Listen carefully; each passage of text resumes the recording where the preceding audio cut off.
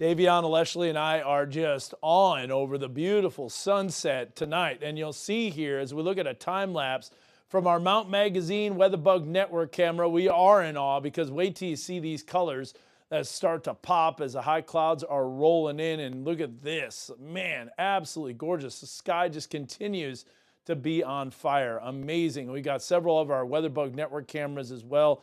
Boonville Elementary, Waldron, the bottom right, the Huntsville Airport, Kisser FM. Everywhere you look, you've got gorgeous colors from the sunset. It's a little cold though. A lot of blues, maybe making you a little sad with the high temperatures. You can see the color contours really shading, showing that chilly air that invaded northwest Arkansas today. However, that's starting to shift out. It will still be pretty chilly in the morning. Look at this, Boonville Elementary, temperatures are right now at a 44 degrees. So it is cool, it is gorgeous, but look at 33 in Cassville, and we still have a little bit of that wind, which is light right now. However, that wind's going to be picking up tomorrow, and you talked about those warming centers, Gabriella, already open. 31 in Bentonville, 28 in Harrison, so it's already dropping below the freezing mark, at least the feels like temperature. For tomorrow, we've got warmer weather. We're back into the 60s from being in the 30s most of the day today.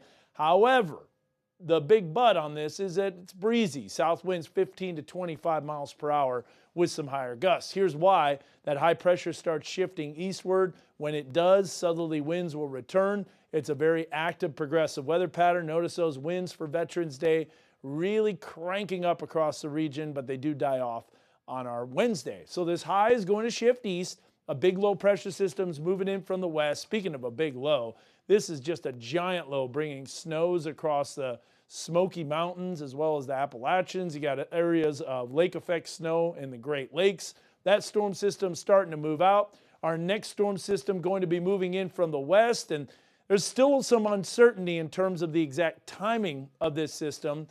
Some of the models are slowing it down to Sunday night and Monday. We'll see. Sometimes there's these little disturbances that can fire off thunderstorms a little earlier. And then look at how active this weather pattern is. Oh no, it's southwest flow. That's going to bring multiple chances for rain and storms.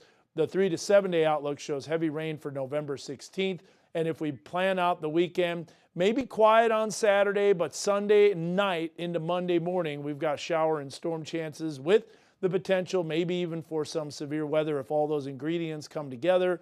And then Wednesday evening into Thursday, there's that big storm system moving in, and so it will be active and it will be getting warmer. Tonight, not warm, mid to upper 20s for morning lows, definitely a chill in the air. Then you'll see tomorrow we're in the lower to middle 60s, noticeably warmer, but it will be breezy.